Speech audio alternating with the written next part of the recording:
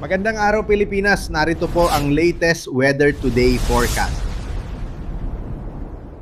Kahapon nga po nakapagtala tayo ng 37 to 38 degrees Celsius na heat index sa may Metro Manila, habang nasa may danger level naman po 42 degrees Celsius ang naitala natin sa may Borongan, Eastern Samar. So yung heat index po, pinagsama na po yan na epekto ng init ng ating hangin, maging yung halumigmig o yung ating moisture sa hangin. So mas moist po yung hangin natin o mas maalinsangan, mas magiging mainit din po yung ating pakiramdam. At para ngayong araw, ito po yung ating forecast na heat index. Sa Metro Manila, 37 to 39 degrees Celsius, nasa extreme caution category pa rin po tayo.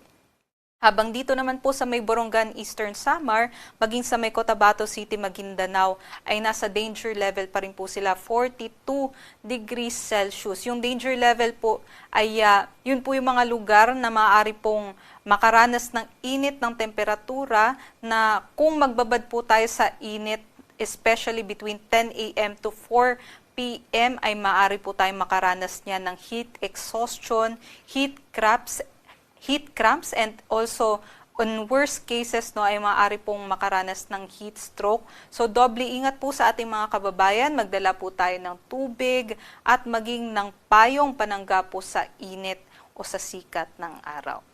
Ngayong araw magpapatuloy po ang maaliwalas na panahon sa buong bansa. Especially dito sa may northern at sa may central Luzon, patuloy pong umiiral itong ridge ng high pressure area o yung extension nitong high pressure area na magdadala ng mas mababang tsansa ng mga pag-ulan. Samantala sa may southern Luzon, Visayas at Mindanao, possible pa rin naman yung mga isolated rain showers o yung mga thunderstorms. At ngayong araw, binabantayan pa rin po natin itong bagyo na nasa labas ng ating PAR, itong si Typhoon Sinlaku na nasa layong 2,485 kilometers sa silangan ng extreme northern Luzon. Hindi na po ito papasok ng ating PAR at hindi na direktang makakaapekto sa ating bansa. Para naman po sa pagtaya ng ating panahon ngayong araw, ito nga po dito sa may Luzon area, possible po no na magiging mainit at maalinsangan po tayo buong araw. Ngunit yung mga thunderstorms natin ay maaari po nating maranasan, especially dito sa may southern Luzon area. At ngayong araw, ito po yung ating agwat ng temperatura. Pinakamataas naman po dito sa may Tuguegarao, 22 to 36 degrees Celsius. Sumunod dito ang Metro Manila at Lawag, 22 to 34 degrees Celsius.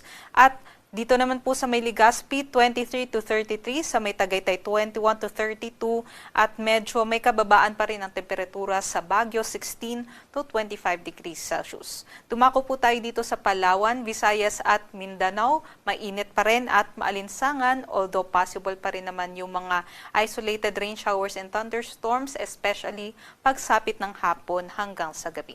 Ito po yung ating mga agwat ng temperatura. May tatlong mga lugar po dito na maaari makaranas ng hanggang 34 degrees Celsius na temperatura. 24 to 34 po sa may Zamboanga, Davao at 25 to 34 naman sa may Tacloban at dito rin po sa may Puerto Princesa City. Hanggang 33 degrees Celsius naman po ang mararanasan dito sa Kalayaan Islands at maging dito sa may Iloilo, sa Cebu 25 to 31 at maging dito sa may Cagayan de Oro 23 to 31 degrees Celsius. Itong mga temperatura ay temperatura lamang po ng hangin, iba pa po yung heat index o yung init factor o damang init. Para naman po sa kalagayan ng ating karagatan ay wala naman po tayong nakataas na gale warning sa anumang baybaying dagat ng ating bansa. Although dito po sa may silangang bahagi ng ating bansa ay maaari po tayong makaranas ng katamtaman hanggang sa maalon na karagatan na delikado pa rin po sa mga maliliit na sasakyang pandagat. Doble ingat pa rin po sa ating mga kababayan.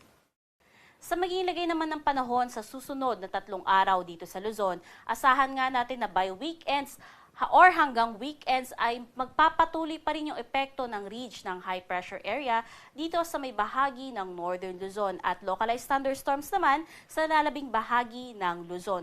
Ngunit pagsapit ng Lunes ay mawawala na nga yung epekto nitong ridge ng high pressure area. Kaya maghanda puli yung mga kababayan natin dito sa Northern Luzon ng posibilidad ng mga pulo-pulo at mga panandali ang mga pagulan, pagkidlat at pagkulog.